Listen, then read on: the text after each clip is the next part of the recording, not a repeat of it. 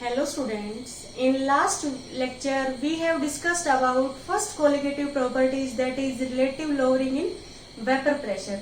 Now in this lecture we are going to discuss about second colligative properties, that is osmotic pressure, with the help of derivation and example. तो first हम देखते हैं कि what is osmotic pressure. तो before discussing about osmotic pressure we have knowledge about osmosis. तो first हम diffusion के बारे में देखेंगे, फिर ओस्मोसिस के बारे में. डिफ्यूजन क्या होता है कि यदि कोई भी पार्टिकल्स है, चाहे हम गैस का एग्जांपल ले रहे हैं, गैसियस पार्टिकल्स है, जो गैस के मॉलिक्यूल्स है, यदि वो हाई कंसंट्रेशन से लोअर कंसंट्रेशन की तरफ मूव कर रहे हैं तो उसको हम क्या कहेंगे, डिफ्यूजन. डिफ्यूजन लिक्विड्स के केस में भी होता है. जैसे हम कॉपर सल्फेट है, उसका कंसंट्रेटेड सॉल्यूशन होता है. यदि उसमें हम वो बीकर में हमने ले रखा है और हम साइड से वाटर ऐड कर रहे हैं, तो हम देखेंगे जो वाटर और जो कॉपर सल्फेट की जो लेयर है उसमें थोड़ा वो डिफरेंस रहेगा. बट कुछ टाइम के लिए जब हम उस सॉल्यूशन को रखते हैं, कुछ टाइम के बाद हम देखते हैं कि पूरा सॉल्यूशन है वो एक जैसा हो गया, मींस यूनिफॉर्म मिक्सिंग हो गई. जो कॉपर सल्फेट है वो डिसोसिएट होगा, कॉपर 2 पॉजिटिव और सल्फेट आयन, और जो वाटर है वो H पॉजिटिव और OH नेगेटिव. तो आयंस है वो एक दूसरे की तरफ मूव करेंगे और क्या होगा, स्पॉन्टेनियस मिक्सिंग होगी. तो उससे पूरा सॉल्यूशन है हमारा एक जैसा हो जाएगा, तो उसको हम कहते हैं डिफ्यूजन. जैसे हम देखते हैं घरों में, यदि गैस का जो सिलेंडर होता है, जो LPG गैस का सिलेंडर है, यदि वो कहीं से लीक है तो हम देखते हैं कि उसकी स्मेल है वो पूरे रूम में हो जाती है. तो किसकी वजह से होती है कि जो गैस का प्रेशर है सिलेंडर के अंदर ज्यादा है और बाहर जो गैस है वो है नहीं. तो गैस रैपिडली मूव करेगी, जो गैस के मॉलिक्यूल्स है, from their higher concentration to their lower concentration against diffusion gradient. इसको हम क्या कहेंगे कि हमारा डिफ्यूजन है. बट ओस्मोसिस में क्या होता है कि पार्टिकल्स मूव करते हैं from less concentrated solution to more concentrated solution against diffusion gradient. Against हम ये कह सकते हैं ग्रेडियंट, उसको हम क्या कहेंगे, ओस्मोसिस. जैसे ओस्मोसिस में क्या होगा, हम ये देखते हैं कि जैसे हमने रेजिन रखी है, इसमें जो रेजिन है उसको यदि हम प्योर वाटर में रखते हैं तो हम क्या देखेंगे कि जो कंसंट्रेशन है वो रेजिन के अंदर क्या है, ज्यादा है, और प्योर वाटर है वो कंसंट्रेटेड नहीं है, क्योंकि ये प्योर वाटर है और ये क्या है, रेजिन है. इसके रेजिन के इनसाइड कंसंट्रेशन ज्यादा है. तो क्या होगा, वाटर मॉलिक्यूल्स मूव करेंगे from less concentrated means water से, और किसकी तरफ, मोर कंसंट्रेशन की तरफ. तो इससे क्या होगा, जब हम रेजिन को वाटर के अंदर रखेंगे कुछ टाइम के बाद रेजिन है स्वेल हो जाएगी. इसको हम क्या कहते हैं, एंडो ओस्मोसिस. एंडो का मीन्स क्या है, इनसाइड वाटर मॉलिक्यूल्स एंटर कर गए, तो इससे क्या हो गई, स्वेल हो गई. यदि हम रेजिन को NaCl सॉल्यूशन में रखते हैं या साल्ट के सॉल्यूशन में रखेंगे, कंसंट्रेटेड सॉल्यूशन में, तो उसकी कंसंट्रेशन ज्यादा होगी, तो क्या होगा, रेजिन है वो श्रिंक हो जाएगी. या हम ग्रेप्स का एग्जांपल लेते हैं, ग्रेप्स को यदि हम प्योर वाटर में रखेंगे वो स्वेल हो जाएगा ड्यू टू एंडोस्मोसिस, क्योंकि जो वाटर मॉलिक्यूल है वो ग्रेप्स के अंदर एंटर करेंगे. यदि हम ग्रेप्स को कंसंट्रेटेड सॉल्यूशन में रखते हैं, यदि हम कंसंट्रेटेड साल्ट सॉल्यूशन में रख रहे हैं, NaCl सॉल्यूशन में, तो ग्रेप्स क्या होता है, श्रिंक हो जाता है, क्योंकि ग्रेप्स के अंदर जो कंसंट्रेशन है वो कम है और बाहर क्या है, ज्यादा है. तो क्या होगा, ग्रेप्स से जो सॉल्वेंट मॉलिक्यूल है वो बाहर की तरफ मूव होना स्टार्ट हो जाएंगे. तो उसको हम क्या कहते हैं, एक्जो ओस्मोसिस. तो ये हमने ओस्मोसिस के बारे में देखा है. अब हम ओस्मोटिक प्रेशर देखते हैं कि ओस्मोटिक प्रेशर क्या होता है. तो हम क्या देखेंगे कि ये 2 कंपार्टमेंट्स हम देख रहे हैं. एक कंपार्टमेंट में हम क्या करेंगे, कंसंट्रेटेड सॉल्यूशन लेंगे, दैट इज सॉल्यूशन हमने इस साइड क्या लिया है, कंसंट्रेटेड सॉल्यूशन लिया है. ये पिस्टन है हमने यहाँ पे जो सॉल्यूशन लिया है वो कंसंट्रेटेड सॉल्यूशन लिया है, और जो हमने डैश डैश से डिनोट किए ये क्या है, सेमी परमेबल मेम्ब्रेन। तो ये कंसंट्रेटेड सॉल्यूशन है। और हम क्या कर रहे हैं, कंसंट्रेटेड सॉल्यूशन है उसको कांटेक्ट में रखेंगे। किसके कांटेक्ट में, प्योर सॉल्वेंट के कांटेक्ट में हम कंसंट्रेटेड सॉल्यूशन को रख रहे हैं। तो इधर हमारा क्या है, प्योर वाटर है, और हमने वाटर को और जो ये कंसंट्रेटेड सॉल्यूशन है इसको सेपरेट किया है by the help of semi permeable membrane. जो ये सेमी परमेबल मेम्ब्रेन है ये अलाउ करेगी, सिर्फ सॉल्वेंट मॉलिक्यूल्स को अपने थ्रू पास होने देगी, बट सॉल्यूट जो मॉलिक्यूल्स है उनको अपने थ्रू पास नहीं होने देती। सेमी का मीन्स क्या है, हाफ। ये ओनली स्मॉल साइज के मॉलिक्यूल्स को अपने थ्रू पास होने देगी, क्योंकि यहाँ पे जो पोर साइज है वो कम है। जो सेमी परमेबल मेम्ब्रेन के अंदर जो पोर साइज है वो काफी कम है, तो ये सिर्फ सॉल्वेंट मॉलिक्यूल्स को अपने थ्रू पास होने देगी, सॉल्यूट पार्टिकल्स को पास नहीं होने देगी। तो क्या होगा कि जैसे ही हम ये जो प्योर वाटर है और जो सॉल्यूशन है इसको सेमी परमेबल मेम्ब्रेन से सेपरेट करते हैं, तो क्या होगा, जैसे ही हम इनको क्लोज कांटेक्ट में रख रहे हैं तो जो वाटर मॉलिक्यूल्स है वो सॉल्वेंट से सॉल्यूशन साइड मूव होना स्टार्ट करेंगे। तो जब वाटर मॉलिक्यूल्स यहाँ मूव हो रहे हैं तो यहाँ पे क्या है, प्रेशर ज्यादा इंक्रीज होगा। तो हम क्या देखते हैं कि यहाँ पे प्रेशर इंक्रीज होगा क्योंकि यहाँ पे अमाउंट ऑफ पार्टिकल्स है वो ज्यादा है। तो जब हम यहाँ पे एक्स्ट्रा प्रेशर अप्लाई करेंगे जो फर्दर सॉल्वेंट मॉलिक्यूल की एंट्री को सॉल्यूशन साइड होने से रोक देगा, उसको हम क्या कहेंगे, ऑस्मोटिक प्रेशर। तो ऑस्मोटिक प्रेशर हम किस साइड अप्लाई करेंगे, सॉल्यूशन साइड। क्यों अप्लाई कर रहे हैं, ताकि सॉल्वेंट मॉलिक्यूल्स है वो सॉल्यूशन की साइड एंटर ना करे, उसके लिए हम यहाँ पे प्रेशर अप्लाई कर रहे हैं। तो हम ऑस्मोटिक प्रेशर को कैसे डिफाइन करेंगे, the minimum excess pressure applied toward solution side which prevent the further entry of solvent molecules toward solution side through semi permeable membrane is known as osmotic pressure. कि आप इस side जो भी solution side जो भी pressure apply कर रहे हो, जो सॉल्वेंट मॉलिक्यूल की जो एंट्री है उसको सॉल्यूशन के अंदर सॉल्वेंट मॉलिक्यूल्स की एंट्री को प्रिवेंट कर रहा है, उसको हम क्या कहेंगे, ऑस्मोटिक प्रेशर। तो ऑस्मोटिक प्रेशर को हम कैसे डिफाइन करेंगे, the minimum excess pressure, the minimum excess pressure applied towards कौन सी side, solution side, towards solution side which prevent the further entry of solvent molecules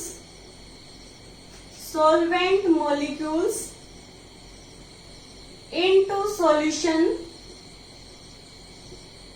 through semi-permeable membrane, through semi-permeable membrane is known as osmotic pressure, is known as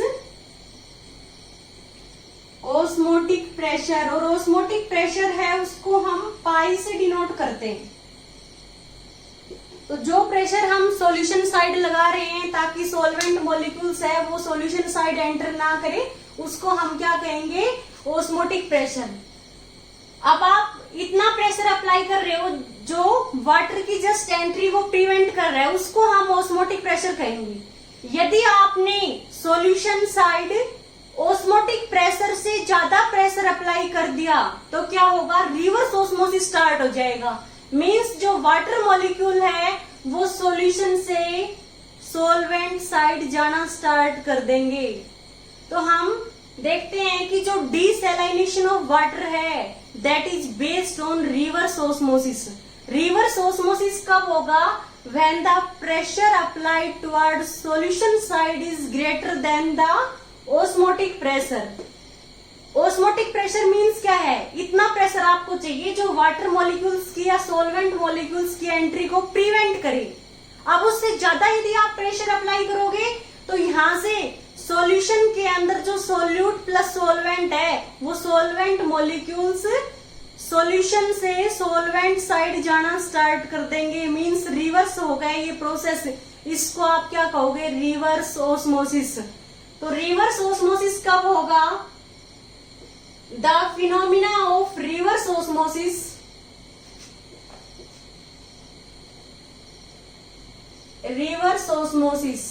RO भी बोलते हैं, it takes place when applied pressure, यदि हम जो pressure applied कर रहे हैं solution side वो ग्रेटर है किससे? ऑस्मोटिक प्रेशर से। तो क्या होगा? रिवर्स प्रोसेस हो जाएगा जिसको आप क्या कहोगे? Reverse osmosis. Means solvent molecules है सॉल्यूशन से सॉल्वेंट साइड जाना स्टार्ट करेंगे। तो फॉर एग्जांपल हम क्या लिखते हैं? Desalination of water. जो सी वाटर है उसमें साल्ट का कंटेंट्स काफी ज्यादा होता है, तो जो सी वाटर है उससे साल्ट को रिमूव करने के लिए यही प्रोसेस किया जाता है। या तो हम क्या करते हैं? सी वाटर है उसको ओपन सरफेस पे डाल देंगे तो क्या होगा? इवोपरेशन से वाटर इवोपरेट हो जाएगा, साल्ट है वो नीचे बच जाएगा। दूसरा हम क्या कर सकते हैं? डीसैलिनेशन ऑफ वाटर में रिवर्स ऑस्मोसिस प्रोसेस से हम जो कंसंट्रेटेड सॉल्यूशन है जिसमें क्या है साल्ट प्लस वाटर, उसका वाटर सारा रिमूव कर सकते हैं। तो सिर्फ क्या बचेगा? साल्ट बचेगा। तो desalination of water is based on, ये किस पे बेस्ड है? Desalination of water is based on reverse osmosis. अब हम देखेंगे कि जो ऑस्मोटिक प्रेशर है वो किस पे डिपेंड करता है, किन किन फैक्टर्स पे ऑस्मोटिक प्रेशर है डिपेंड करता है। तो फर्स्ट हम देखेंगे कंसंट्रेशन पे। तो फर्स्ट हम क्या देखेंगे? कंसंट्रेशन पे। यदि ये सॉल्यूशन ज्यादा कंसंट्रेटेड है तो सॉल्वेंट मॉलिक्यूल्स ज्यादा एंटर करेंगे, और जब सॉल्वेंट मॉलिक्यूल्स ज्यादा एंटर कर रहे हैं तो हमें इधर सॉल्यूशन साइड प्रेशर भी ज्यादा अप्लाई करना पड़ेगा। मीन्स ऑस्मोटिक प्रेशर क्या होगा? ज्यादा होगा। तो जो ऑस्मोटिक प्रेशर है उसको हम पाई से डिनोट करते हैं। तो फर्स्ट हमारा क्या होगा? पाई डायरेक्टली प्रोपोर्शनल टू क्या है? कंसंट्रेशन। ये हमारी फर्स्ट इक्वेशन हो गई कि यदि हमारे सॉल्यूशन की कंसंट्रेशन ज्यादा है तो जो सॉल्वेंट मॉलिक्यूल्स है ये रैपिडली मूव करेंगे सॉल्यूशन साइड। अब उनकी एंट्री को प्रिवेंट करने के लिए ज्यादा प्रेशर अप्लाई करना पड़ेगा। मींस जो ऑस्मोटिक प्रेशर है वो डायरेक्टली प्रोपोर्शनल है किसके? कंसंट्रेशन के। सेकंड क्या है? यदि टेम्परेचर ज्यादा है तो सॉल्वेंट मॉलिक्यूल्स है उनकी स्पीड भी ज्यादा होगी, ज्यादा वो स्पीड से मूव करेंगे, ज्यादा रैपिडली मूव करेंगे सॉल्यूशन साइड। तो उनकी एंट्री को प्रिवेंट करने के लिए ज्यादा प्रेशर अप्लाई करना पड़ेगा। मींस यदि टेम्परेचर ज्यादा है तो क्या होगा? ऑस्मोटिक प्रेशर भी ज्यादा होगा। ये हमारा सेकंड इक्वेशन हो गई। तो from equation 1 and 2 we get pi directly proportional to क्या होगा? SCT। और डायरेक्टली प्रोपोर्शनल के सिंबल को हटाएंगे तो क्या आएगा? R आएगा। तो पाई इक्वल टू CRT। पाई क्या है? Osmotic pressure. C क्या है? कंसंट्रेशन। T क्या है? टेम्परेचर। और R क्या है? Gas constant. अब हम देखते हैं कि जो कंसंट्रेशन है वो क्या होती है? Concentration number of moles of solute dissolved per unit volume. वही कंसंट्रेशन होती है कि किसी भी सॉल्यूट का कितने मोल्स आपने डिसॉल्व कर रखे हैं सॉल्वेंट के अंदर। तो हम क्या देख रहे हैं? कंसंट्रेशन क्या होती है? Number of moles of solute dissolved per unit volume of liquid. तो हम क्या देखेंगे कि हम ये इक्वेशन थर्ड मान रहे हैं तो हम ये जो कंसंट्रेशन की वैल्यू है ये इक्वेशन थर्ड में पुट करेंगे, तो हम क्या देखेंगे, from equation third we get, क्या हो गया, पाई इक्वल टू सी की जगह पे हम क्या लिखेंगे, N by V R T. तो यहां से क्या हो गया, pi V equal to N R T. अब हम देखेंगे कि जो नंबर ऑफ मोल्स निकालने हमें सोल्यूट के, तो हम कैसे निकालते हैं, सोल्यूट का जो वेट गिवन है डिवाइड बाय उसका molecular weight. Number of moles किसी भी सोल्यूट के निकालने हैं तो जो उसका मास गिवन है डिवाइड बाय उसका मोलिकुलर मास, ये वैल्यू हम यहाँ पे पुट करेंगे, तो पाई वी इक्वल टू क्या आ गया, W2 अपॉन M2 RT। यदि हमें मोलिकुलर मास कैलकुलेट करना है सोल्यूट का और हमें ओस्मोटिक प्रेशर गिवन है और मास गिवन है, टेम्परेचर गिवन है, वॉल्यूम की वैल्यू गिवन है, तो हम क्या करेंगे, मोलिकुलर मास कैलकुलेट करेंगे। M2 यहाँ पे आएगा और ये क्या होगा, W2 अपॉन क्या हो गया, RT अपॉन पाई, और ये क्या हो गया, V। तो यहाँ से हम M2 कैलकुलेट कर लेते हैं। M2 क्या है, मोलिकुलर मास ऑफ सोल्यूट। तो यहाँ से M2 क्या है, molecular mass of solute. Solute का जो मोलिकुलर मास है वो M2 है। V क्या है, वॉल्यूम ऑफ द सॉल्यूशन। पाई क्या है, osmotic pressure, pi is osmotic pressure. T is temperature. W2 क्या है, mass of solute dissolved in unit volume of liquid. तो जो मास ऑफ सोल्यूट इन ग्राम है वो हमने W2 ले लिया। तो R यहाँ पे क्या है, गैस कांस्टेंट, और जो R की वैल्यू है वो क्या होती है, 0.0821 लीटर एटमॉस्फेयर पर केल्विन पर मोल, ये R की वैल्यू है। तो ये हमने डेरिवेशन देखा है ओस्मोटिक प्रेशर का, कि ओस्मोटिक प्रेशर है उसको पाई से डिनोट करते हैं, वो डायरेक्टली प्रोपोर्शनल होता है कंसंट्रेशन के। जितना ज्यादा कंसंट्रेट सॉल्यूशन होगा उतना ही हमें प्रेशर अप्लाई करना पड़ेगा। तो pi osmotic pressure directly proportional to concentration, और डायरेक्टली प्रोपोर्शनल टू क्या है, टेम्परेचर। क्योंकि यदि टेम्परेचर ज्यादा होगा तो सोलवेंट मॉलिक्यूल्स है वो रैपिडली एंटर करेंगे, तो उनकी एंट्री को प्रिवेंट करने के लिए हमें सॉल्यूशन साइड ज्यादा प्रेशर अप्लाई करना पड़ेगा। तो पाई है वो दोनों पे डिपेंड कर रहे हैं, C और T पे। डायरेक्टली प्रोपोर्शनल के सिंबल को हटाएंगे तो R आ गया, पाई इक्वल टू CRT। अब हम देखेंगे कंसंट्रेशन क्या होती है, N बाई वी, number of moles dissolved per unit volume. तो C की जगह पे हम N बाई वी पुट कर सकते हैं। तो यहाँ से पाई V इक्वल टू क्या आ गया, NRT। अब N क्या है, number of moles of solute. कैसे कैलकुलेट कर सकते हैं, जो मास गिवन है डिवाइड बाई मोलिकुलर मास। तो यहाँ से W2 अपॉन M2 निकालेंगे तो ये पाई V इधर आ गया, तो W2 upon V RT by V। W2 by क्या हो गया हमारा, ये M2 इधर लेके आएंगे तो पाई V इधर आ जाएगा। तो मैंने क्या लिखा, W2 अपॉन V और RT बाई पाई। तो M2 equal to W2 RT upon pi V। तो यहाँ से हम मोलिकुलर मास कैलकुलेट कर सकते हैं। यदि हमें पॉलीमर का, प्रोटीन्स का या किसी मैक्रोमोलिक्यूल का मास कैलकुलेट करना है, मोलिकुलर मास, तो ये सबसे इंपॉर्टेंट मेथड है for calculation of molecular weight of macromolecules. अब हम इसमें एक इंपॉर्टेंट टर्म डिस्कस करेंगे, आइसोटोनिक सॉल्यूशन। आइसोटोनिक सॉल्यूशंस क्या होते हैं, यदि दो सॉल्यूशंस जिनकी कंसंट्रेशन सेम है और टेम्परेचर सेम है तो उनका क्या होगा, ओस्मोटिक प्रेशर भी सेम होगा। तो ऐसे सॉल्यूशन जिनका ओस्मोटिक प्रेशर है वो सेम है उसको हम क्या कहेंगे, isotonic solution.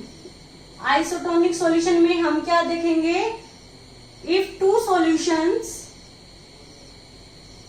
solutions have same concentration and temperature, then they must have same osmotic pressure। तो उनका ऑस्मोटिक प्रेशर क्या होगा, सेम होगा। Then they must have same osmotic pressure, उनका ऑस्मोटिक प्रेशर क्या होगा, सेम होगा। ऐसे सॉल्यूशन को हम क्या कहेंगे, आइसोटोनिक सॉल्यूशंस। यदि दो सॉल्यूशन है, उनकी कंसंट्रेशन सेम है, टेम्परेचर सेम है, तो दोनों का क्या होगा, ऑस्मोटिक प्रेशर भी सेम होगा। यदि हमारा C1 इक्वल टू क्या है, C2 है, दोनों की कंसंट्रेशन सेम है और सेम टेम्परेचर T पे उनको रख रखा है, तो क्या होगा, दोनों का ऑस्मोटिक प्रेशर भी सेम होगा। ऐसे सॉल्यूशन को हम क्या कहेंगे, आइसोटोनिक सॉल्यूशन। अब हम ऑस्मोटिक प्रेशर के ऊपर बेस्ड एक न्यूमेरिकल डिस्कस करते हैं। न्यूमेरिकल है हमारा, कैलकुलेट द ऑस्मोटिक प्रेशर और कैलकुलेट द ऑस्मोटिक प्रेशर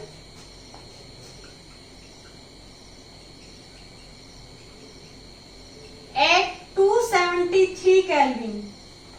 हमें क्या करना है, ऑस्मोटिक प्रेशर कैलकुलेट करना है एक सॉल्यूशन का 273 केल्विन पे, और सॉल्यूशन हमारा क्या है, ऑफ ए सॉल्यूशन ऑफ 5%, हम ये कह सकते हैं of a 5% solution of urea, solution of urea. और गिवन हमें क्या है, molecular mass of urea equal to 60 gram per mole. और हमें क्या गिवन है, आर की वैल्यू गिवन है 0.0821 लीटर एटमॉस्फेयर पर केल्विन पर मोल। अब हमें क्या कैलकुलेट करना है, ऑस्मोटिक प्रेशर कैलकुलेट करना है। तो हम कैसे कैलकुलेट करेंगे वो देखो, ऑस्मोटिक प्रेशर कैलकुलेट करना है मींस क्या है, हमें पाई कैलकुलेट करना है। तो हमने क्वेश्चन मार्क लगा दिया, ये हमें कैलकुलेट करना है। टेम्परेचर हमें गिवन है कितना है, 273 केल्विन। 5% सॉल्यूशन ऑफ यूरिया का मीन्स क्या है कि 5 gram of urea dissolved in solvent to form 100 ml of solution. इसका मीनिंग क्या है कि जो मास ऑफ सोल्यूट है, मास ऑफ सोल्यूट, और सोल्यूट हमारा क्या है, यूरिया है, जिसको हम W2 से डिनोट करते हैं, वो कितना है, 5 ग्राम है। कि हमने 5 ग्राम सोल्यूट को डिजोल्व कर रखा है, और सॉल्यूशन का वॉल्यूम कितना है, 5% का मीन्स क्या है, 5 ग्राम इन 100 ml। तो हमारा क्या हो गया वॉल्यूम, 100 ml। उसको हम लीटर में कन्वर्ट करेंगे, 1000 से डिवाइड करेंगे, तो ये कितना आ गया हमारा, 0.1 लीटर। अब हम देखेंगे कि हमें पता है पाई इक्वल टू क्या होता है, CRT, और हमने पढ़ा है पाई इक्वल टू C क्या होता है, N/VRT, और N क्या होता है, W2/M2। हमारा क्या हो गया, RT। तो यहां से हमें पाई निकालना है, तो हम कैसे कैलकुलेट करेंगे, पाई इक्वल टू W2/M2 RT/V। तो यहां से हम क्या देखेंगे, पाई इक्वल टू W2 हमें गिवन है 5 ग्राम, मोलिकुलर मास हमें गिवन है, कितना गिवन है, 60 gram per mole, 60 gram per mole. Are हमें गिवन है 0.0821 लीटर एटमॉस्फेयर पर केल्विन पर मोल। टेम्परेचर हमें गिवन है 273, डिवाइड में V हमें गिवन है 0.1 लीटर। जब हम इसको सोल्व करेंगे तो जो हमारा ऑस्मोटिक प्रेशर है वो आएगा 18.68 एटमॉस्फेयर, 18.68 एटमॉस्फेयर। तो जो 18.68 एटमॉस्फेयर है वो ऑस्मोटिक प्रेशर आ गया। तो हमने देखा ऑस्मोटिक प्रेशर है, वो हमसे पूछा है 5% solution of urea. 5% urea solution का मीन्स क्या है, 5 ग्राम यूरिया है, डिजोल्व कर रखा है 100 ml ऑफ सॉल्यूशन में। तो जो सॉल्यूशन का वॉल्यूम है वो 100 ml है, उसको लीटर में कन्वर्ट करने के लिए 1000 से डिवाइड करेंगे, तो 0.1 लीटर आ गया। टेम्परेचर हमें गिवन है 273 केल्विन, मॉलिक्यूलर मास हमें M2 गिवन है 60 ग्राम पर मोल। तो यहाँ से हम क्या इक्वेशन अप्लाई करेंगे, पाई इक्वल टू हमने क्या देखा था CRT, pi equal to C क्या होता है N/VRT, N क्या होता है W2/M2। तो यहाँ से पाई निकालना है तो W2/M2 यहाँ पे डिवाइड में चला गया RT/V। तो हम क्या देख रहे हैं, W2 की वैल्यू क्या है, mass of solute that is 5 gram, M2 कितना है 60 ग्राम पर मोल, R कितना है 0.0821 लीटर एटमोस्फेयर पर केल्विन पर मोल, मल्टीप्लाइड में टेम्परेचर कितना है 273, वॉल्यूम कितना है 0.1 लीटर। इसको सोल्व करेंगे तो हमारा कितना आएगा, नियरली इक्वल टू 18.68 एटमोस्फियर। तो ऐसे यदि हमें क्वेश्चन में हमसे कंसंट्रेशन पूछी हो और टेम्परेचर गिवन है और ऑस्मोटिक प्रेशर गिवन है, तो हम कंसंट्रेशन निकाल सकते हैं पाई/RT से। और यदि हमें ऑस्मोटिक प्रेशर गिवन है, कंसंट्रेशन गिवन है और यदि टेम्परेचर गिवन है और R की वैल्यू पूछी है, तो R क्या आएगा पाई/CT। तो इस हम फॉर्मूला की हेल्प से न्यूमेरिकल को इजीली सॉल्व कर सकते हैं। ओके स्टूडेंट्स, यदि आपको इस लेक्चर में कहीं कोई डाउट हो तो प्लीज आप हमें कमेंट करें। Okay, thank you students.